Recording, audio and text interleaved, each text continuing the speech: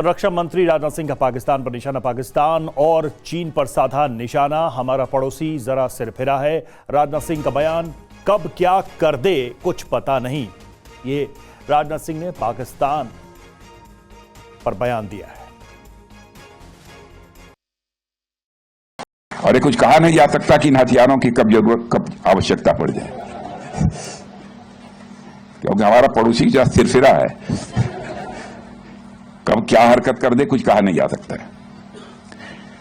साथियों, मुझे यह भी बतलाया गया कि सोलर कंपनी द्वारा भार्गवास्त्र नामक एक काउंटर ड्रोन सिस्टम भी विकसित हो गया है, कि अब चल रहा है, प्रोसेस में विकसित किया जा रहा है।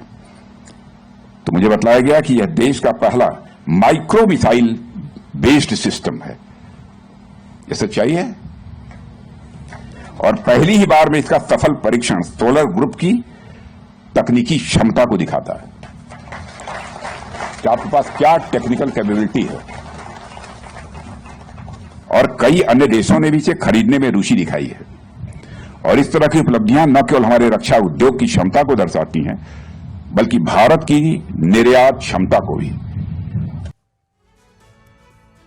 बढ़ते हैं आगे। भारतीय नौसेना का रोमियो अब और होगा घातक। आइस ब्रेकर मिसाइल लगाने की तैयारी की जा रही है।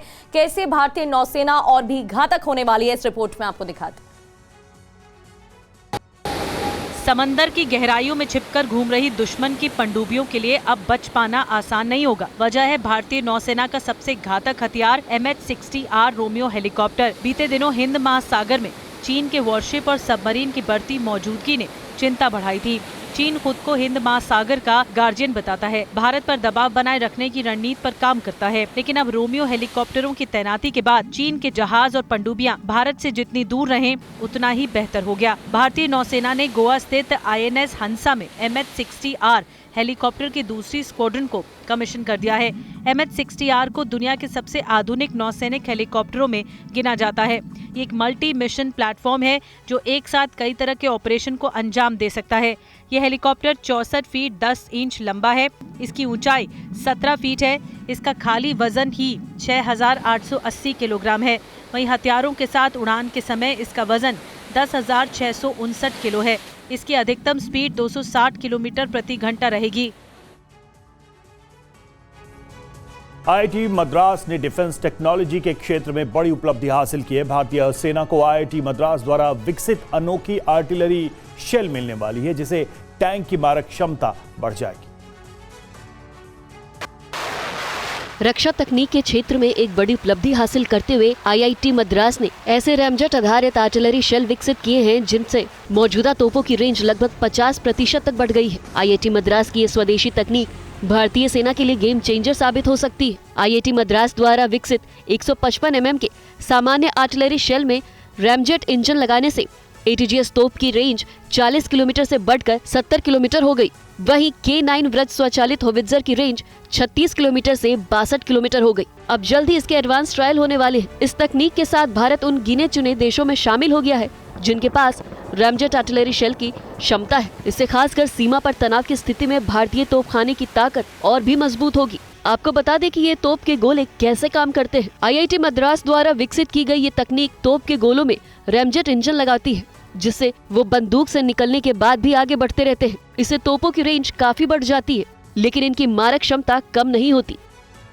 बड़ी खबर जम्मू कश्मीर के किश्तवाड़ से, जहां मुठभेड़ हुई है सुरक्षा बलों और आतंकियों के बीच। मुठभेड़ जारी है। सुरक्षा बलों पर ग्रेनेड से हमला हुआ। ग्रेनेड अटैक में 8 जवान घायल हो गए। जैश के 3 आतंकियों को सुरक्षा बलों ने घेर लिया। ड्रोन और हेलीकॉप्टर से आतंकियों की तलाश की जा रही है। कल रात से जारी आतंकियों के खिलाफ ऑपरेशन अभी तक चल रहा है और मुठभेड़ भी जारी है।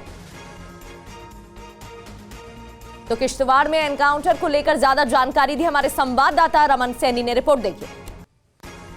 सुरक्षा कर्मियों को कल सुबह 10:25 के आसपास में इंटेलिजेंस इनपुट के माध्यम से ये जानकारी हाथ लगी थी कि जैश ए मोहम्मद से जुड़े हुए 3 बड़े आतंकी इस समय सोनार के जंगल के अंदर छिपे हुए हैं। और उसी इनपुट के आधार पर जब वहां पर बड़ा सा ऑपरेशन लॉन्च किया गया। सोनार के जंगल में भारतीय सेना और जम्मू कश्मीर पुलिस की एक टुकड़ी पहुंचती है। वहां पर एक घर के पास में जब सर्च ऑपरेशन चलाया जा रहा था, तभी जंगल के ऊपरी हिस्से में छिपे हुए आतंकी ने अल्ट्रा बैरल ग्रेनेड लॉन्चर यानी कि यूबीजीएल से 2 ग्रेनेड फायर किए और वो ग्रेनेड सीधे भारतीय सेना के जवानों के पास आकर गिरे, जिससे स्प्लिंटर इंजरीज भारतीय सेना के 8 जवानों को हुई है। 8 जवान घायल हुए और उसके बाद उस पूरे इलाके की घेराबंदी कर आतंकियों के खिलाफ बड़े पैमाने पर तलाशी अभियान शुरू किया गया है। ये वही आतंकी हैं जो पिछले साल लोकसभा चुनाव से ठीक पहले ये आतंकी घुसपैठ कर जम्मू कश्मीर की धरती में दाखिल हुए थे और तब से लगातार कभी डोडा के जंगल में, कभी किश्तवाड़ में और कभी किश्तवाड़ को पार कर अनंतनाग के जंगलों में जाकर छिप जाते हैं और वहीं जो हाइडआउट उन्होंने बनाए हैं उसी हाइडआउट से लगातार ऑपरेट करते हुए भारतीय सेना के जवानों को निशाना बनाने की कोशिश करते हैं। कैमरा पर्सन अनुदीप शर्मा के साथ रमन सैनी, TV9 भारतवर्ष, जम्मू।